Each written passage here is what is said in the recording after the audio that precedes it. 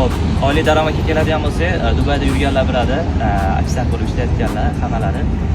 Keling shu oliy daromadni isrof qilib olsin. Oliy xarajatlar qancha? Oliy xarajatlarga to'xtaladigan bo'lsak, bu har xil, ba'zida oz, ba'zida ko'p bo'lib ketadi. 2000 dirhamdan maksimum 3000 dirhamgacha oliy rasmlar. 3000 dirham. Nimadan sarf qo'yasiz oyga? Xo'p.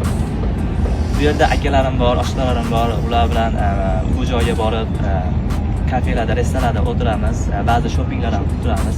Musofirchilik sizga vaqt olib keldimi?